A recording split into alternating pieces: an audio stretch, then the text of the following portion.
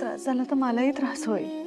बघा किती विचित्र लूप मध्ये आपण अडकून बसू, म्हणून म्हटलं सोडून द्यावं, जाऊ द्या. काही न करता झाल्या ना गोष्टी रिसॉल्व. तुमच्या घरातली होतील आता हळूहळू सेटल. खरं म्हणजे मला आधिराचंच खूप नवल वाटलं. म्हणजे छोट्या छोट्या गोष्टीवरनं अख्खं घर डोक्यावरती घेणारी माझी आधिरा हट्टी मुलगी खऱ्या अर्थाने, पण आज तिने स्वतःहून स्वतःच्या बाबतीत, आपल्या फॅमिलीच्या बाबतीत काही निर्णय घेतले. म्हणजे संस्कार करणे इतपत मॅच्युरिटी आली तिच्यात. खरं सांगू, मला तिच्याकडे बघून असं वाटलं की माझी चिमणी ना आता शहाणी झाली आहे. खरं तर आपली बहीण आनंदात राहावी असं कुठल्याही भावाला वाटत असताना, म्हणजे तुमच्या घरात सगळं व्यवस्थित चालू असतं, आधिरा जर तिथे आनंदी राहिली असती, सुखात राहिली असती, तर त्याने मला आनंदच झाला असता ना. पण तसं नाही ना झालं. तो प्रवास इतका स्मूथ नाहीये, खूप खडबडीत आहे प्रवास. म्हणजे या प्रवासात आधिरा धडपडणार आहे, पडणार आहे, तिला जखमा होणार आहेत, लागणार आहे. पण लागू देत, तिचं तिला शिकू देत, धडपड करून परत उभं राहू देत खंबीरपणे. मी लांब उभं राहून हे सगळं बघणार आहे, पण मी दरवेळेस मदतीचा हात पुढे नाही करणार. मी बघतो याची जाणीव आहे तिला, पण मुद्दामून तिच्या प्रत्येक गोष्टीमध्ये नाक खुपसायला नाही जाणार मी. तिला तिचा प्रवास, तिच्या संसारातला प्रवास, त्या घरातला प्रवास स्वतःच्या विचारांनी, स्वतःच्या निर्णयांनी खंबीरपणेच करायला हवा. दरवेळेस उठून आपण सल्ले द्यायची गरज नाही. आणि कधी सल्ले दिले पाहिजेत हे आपल्याला कळलं पाहिजे ना.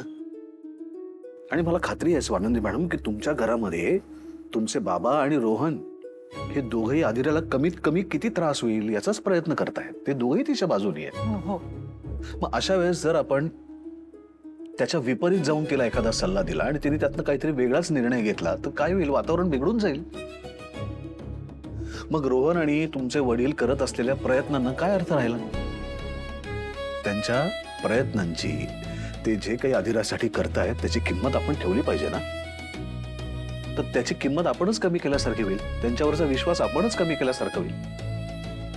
आणि त्यांचं ना एक कुटुंब आहे, एक युनिट आहे. त्यामुळे त्यांचे प्रॉब्लेम्स जे आहेत ना ते त्यांचे त्यांना सोडू दे. कळतंय का?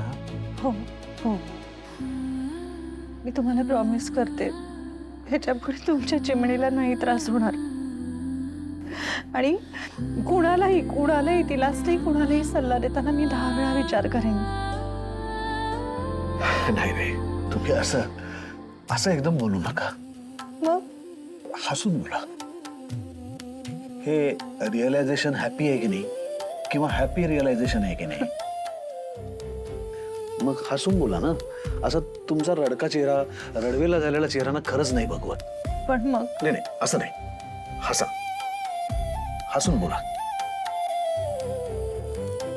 नाही नाही, मी काहीतरी करू का तुमच्यासाठी? मी व्यायाम करून दाखवू का तुम्हाला? हा, मी व्यायाम केला की तुम्ही हसता. नाही असं खरं सांगा, मला व्यायाम करताना बघून तुम्हाला हसायला येतं? नाही तुम्ही हसता. मला व्यायाम करताना बघून तुम्ही हसता. लपवू नका.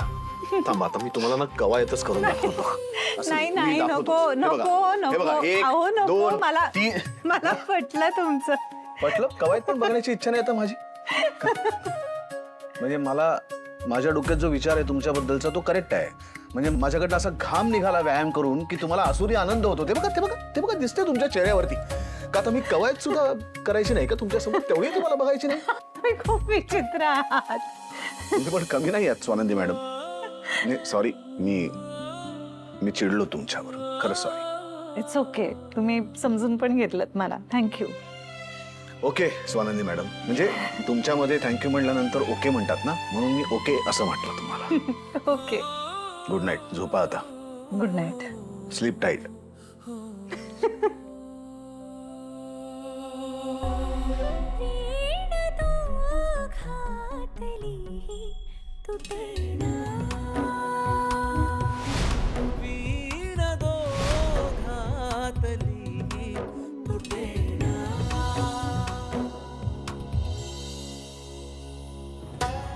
घर खर्चाला पैसे केव्हा देणार आहेस रे?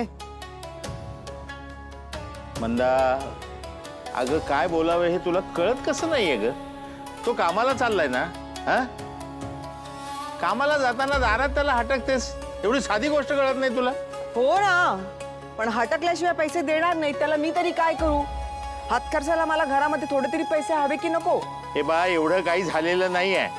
अगदीच हातात तोंडाशी गाठ आली आहे असं काही नाही. अच्छा, तिथपर्यंत थांबायचं. कांदे, बटाटे, तांदूळ, डाळ एवढं जरी मिळालं ना तरी होतं, घरचा स्वयंपाक होतो. पण तुम्हाला चालणार आहे का? नाही ना. उपवासाला तुम्हाला साबुदाणा लागतो, गोडाचे पदार्थ लागतात, गोडात तूप लागतं. काय करायचं आम्ही सांगा बघू?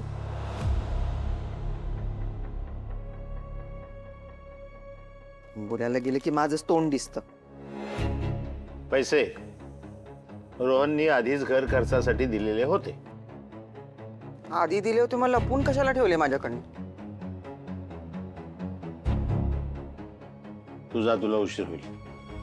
एवढेच? Bye bye. एवढेच पैसे? यानं काय होणार आहे? आधीरानं आधीच थोडासा किराणा भरून ठेवलेला आहे. शिवाय हे पैसे आहेत, हे सगळे खर्च केले तरी चालतील. याशिवाय आणखी लागले तर मी तुला देईन, पण सारखा पैसा पैसा करत बसू नकोस ग. एवढूशा पैशात होणार आहे? इच्छा मारून जगण्याची इच्छा पण नाहीये माझी. मग तुझ्या इच्छांना मुरड घाल. आणि मन मारण्या इतकं काही घडलेलं नाहीये. अगं, जगात पैशा व्यतिरिक्त खूप गोष्टी आहेत, तिकडे लक्ष दे जरा. एवढं सुंदर आयुष्य दिलंय परमेश्वरानं, त्या देवाचे, त्या निसर्गाचे आभार मान कधीतरी. हे नाही ते नाही असं जर करत बसलीस ना तर नको असलेल्या गोष्टी तुला दिसतील. तुझ्याकडे जे आहे ना त्याच्यामध्ये समाधान मानायला शिक ग. परमेश्वरानं खूप दिलंय, खूप आहे तुझ्याकडे, मग ते तुला असलेलं दिसेल.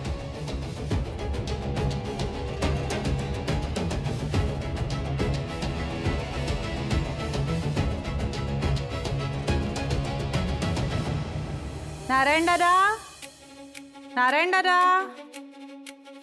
ताई, ही घ्या फुलं. अगं, तू घेऊन आलीस? हो, थँक्यू. वेलकम. बरं ताई, तुमची बाग किती सुंदर आहे हो, आणि एवढी मोठी आहे. अगं, आपली ही बाग आजींनी खूप हौसेने वाढवली आहे. खूप काळजी घेतात त्या, अगदी प्रेमाने सगळ्या झाडांची. हो का? मला पण ना लई आवडतात झाडं लावायला. म्हणजे आमच्या तिकडे ना जागा नाहीये, म्हणून मग मी ते कुंडीत ना अशी रोपं लावते. पण सगळे येणारे जाणारे त्यांचा पाय लागतो, मग इकडून तिकडे तिकडून इकडे असंच करायला लागतं. आपल्याकडे खूप जागा आहे इथे. आता तुला हवी तेवढी झाडं लाव. खूप बाग आहे आपली मोठी. हां, आपण मिळून फुलवूया. आणि आजच्या दिवशी तर झाडं लावायचीच, कारण आज काय माहितीये का तुला? काय? जागतिक वसुंधरा दिवस.